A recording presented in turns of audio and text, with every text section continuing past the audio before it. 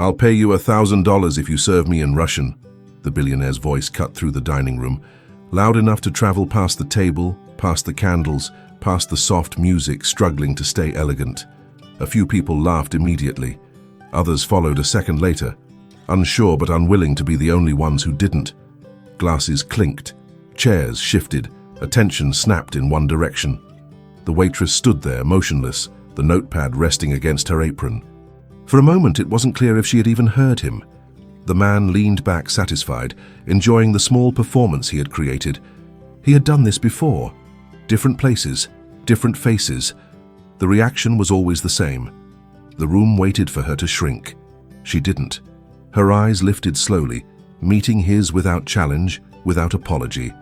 Something about the pause made the laughter fade faster than it had started. A couple at the far end of the table stopped smiling. Someone cleared their throat. The chandeliers kept glowing, unaware that the air had shifted. This wasn't just about language. Everyone there could feel it. It was about who was expected to speak and who was expected to stay quiet. And in the silence that followed, it became clear that whatever came next would not fit the joke he thought he was making.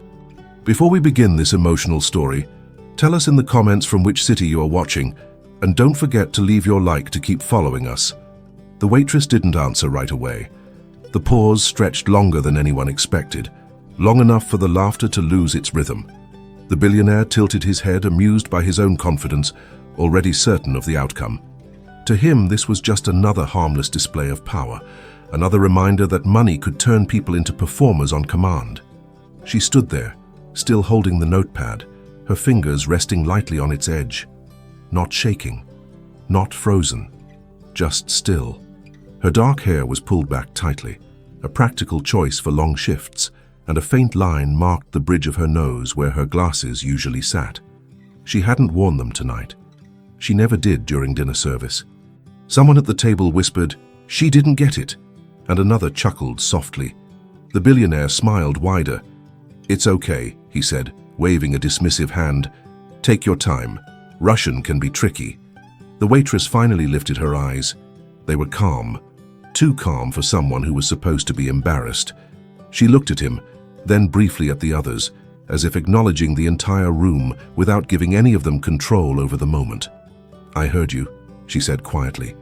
Her voice was steady, unaccented, giving nothing away. The billionaire raised an eyebrow. "Good, then let's hear it." She took a breath, not a deep one, just enough. When she spoke again, the language shifted so cleanly that it took a second for anyone to realize what had happened. The words flowed with precision, measured and confident, not rushed, not rehearsed. Russian, spoken the way it sounded when it belonged to someone, not borrowed. The effect was immediate. A fork slipped from someone's hand and clattered against the plate. A woman near the end of the table stopped mid-smile, her expression tightening with confusion. The billionaire's grin faltered just for a fraction of a second before he recovered. "Well," he said, leaning back, forcing a laugh, "that's impressive." The waitress finished the sentence she had started, then stopped. She didn't continue. She didn't perform. She let the silence return on its own. "What would you like to drink?" she asked, now in English again. The billionaire studied her, his eyes narrowing slightly, recalculating. He had expected discomfort, maybe defiance. He had not expected control. "Still water," he said finally. "And don't forget the $1,000. She shook her head once. "That's not necessary." That answer unsettled him more than the language. Money usually closed things. It smoothed edges, erased awkwardness. "Everyone has a price," he replied. "Not everything is for sale," she said, and turned away. As she walked toward the service station, the noise in the room slowly returned, but it wasn't the same. Conversations resumed, quieter now, more cautious. The billionaire picked up his glass, staring into it longer than necessary. Her name was Elena.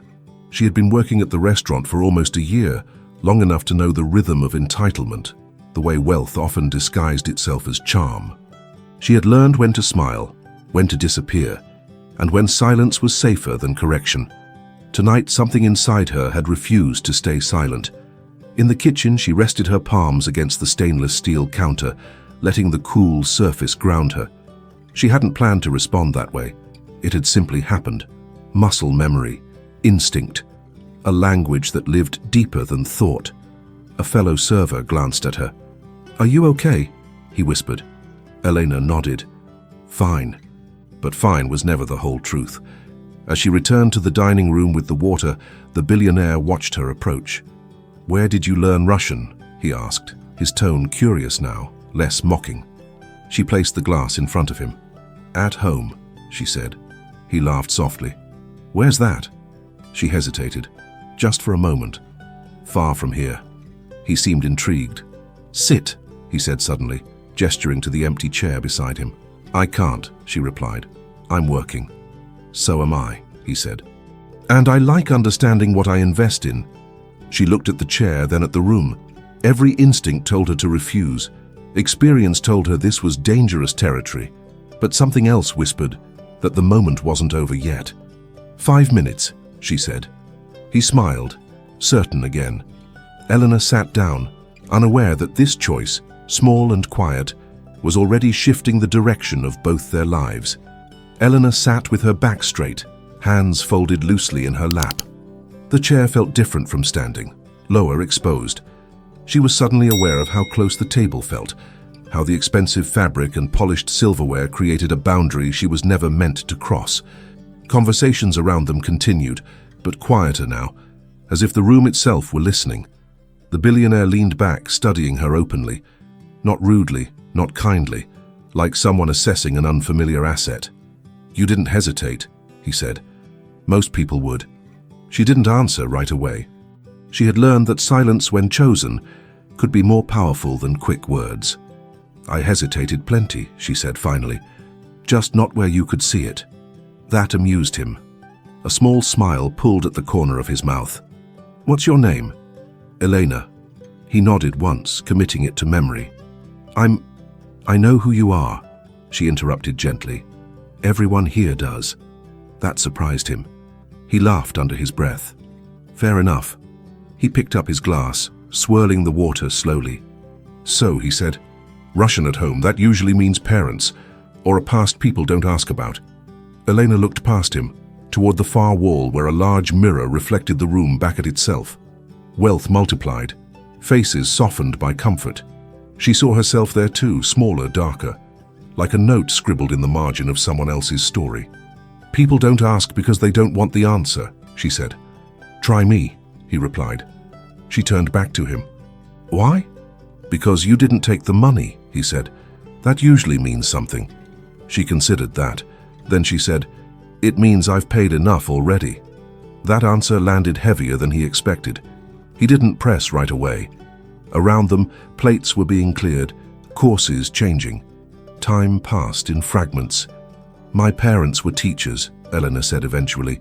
"Languages, history. They believed words mattered, that accuracy mattered."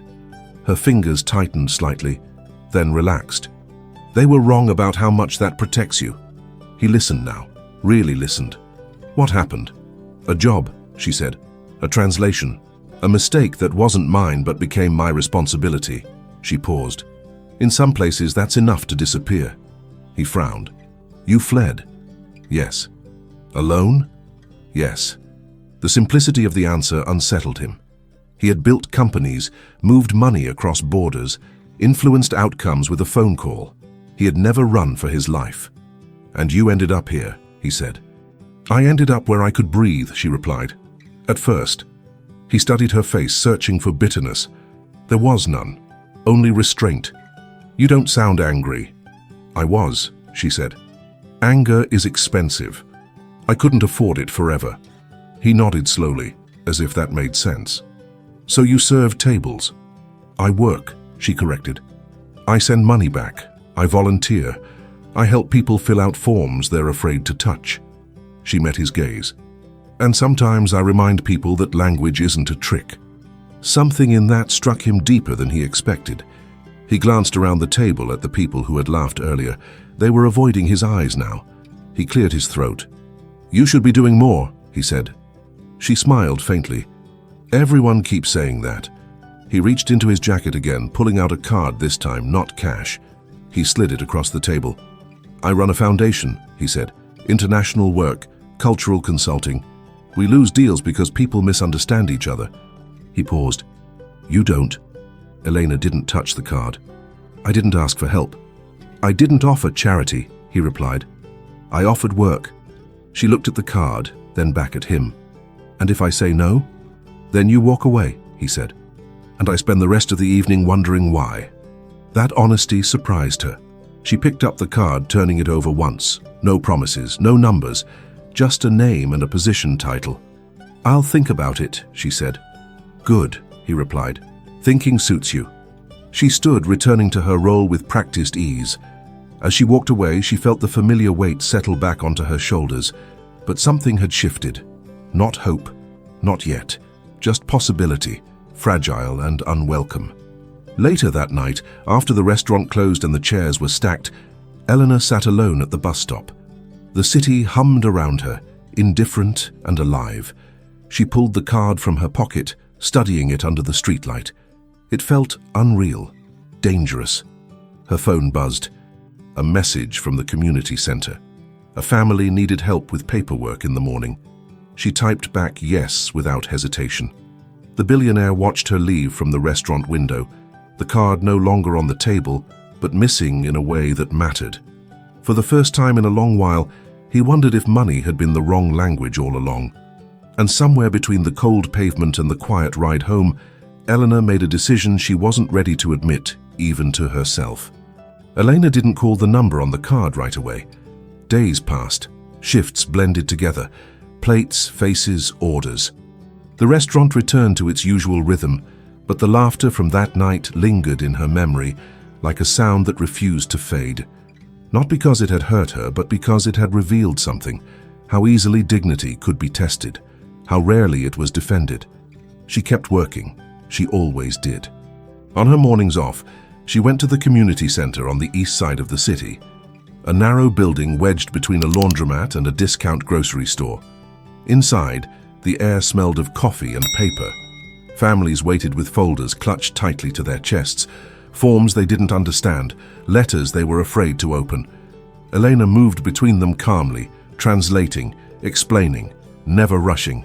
This was where her voice felt most useful. That afternoon, the billionaire walked through the center's front door. He didn't announce himself. No suit, no entourage, just a coat and an uncertain pause as he took in the room. Children coloring on the floor. A man arguing softly on the phone in a language he barely recognized. Elena noticed him immediately. Her first instinct was irritation. "You followed me," she said, approaching him. He shook his head. "I looked you up." "That's worse." He smiled slightly. "Probably." He glanced around. "This is what you do?" "Yes." "For free?" She folded her arms. "Some things don't belong to money." He nodded, absorbing that. "I was wrong," he said. "That night." She waited. "I thought I was testing you," he continued. "Turns out you were testing me." That surprised her. She softened, just a fraction. Most people don't notice when that happens. "I noticed," he said. "Too late, maybe. But I noticed." They walked outside together. The city noise filled the space between them. "The offer still stands," he said, "but only if you want it. No pressure, no conditions." She looked at him carefully. "If I say yes, I don't stop this," she said, nodding back toward the center. "I wouldn't ask you to." That was the moment she decided.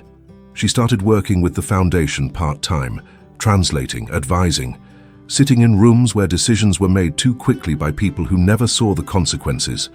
This time, she spoke. This time, people listened. Not always, but enough. The billionaire watched her work with quiet respect. He stopped interrupting, stopped assuming.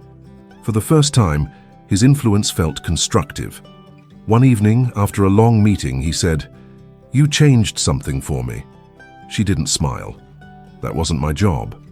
"Maybe not," he said, "but you did it anyway." Eleanor looked out at the city lights. "Change only sticks when people choose it," she replied. And this time, he had. The restaurant closed 6 months later. Not suddenly, not tragically. Just another business decision. Elena stood inside the empty dining room one last time, the chandeliers dark, the tables bare.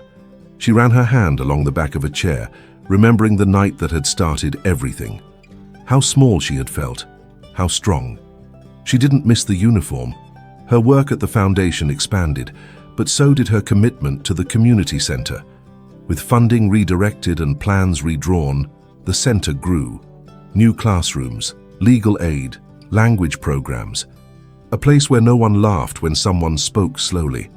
At the opening of the new wing, Elena stood near the back, watching families fill the space. The billionaire stood at the podium, reading prepared remarks. When he finished, he stepped aside and gestured toward her. She shook her head. He insisted. Elena walked forward reluctantly. She didn't prepare a speech. She never liked speeches. "I was once told I should be grateful just to be here," she said. "But dignity isn't something you earn by staying quiet. It's something you protect by speaking when it matters." The room was silent. Not the heavy kind, the good kind.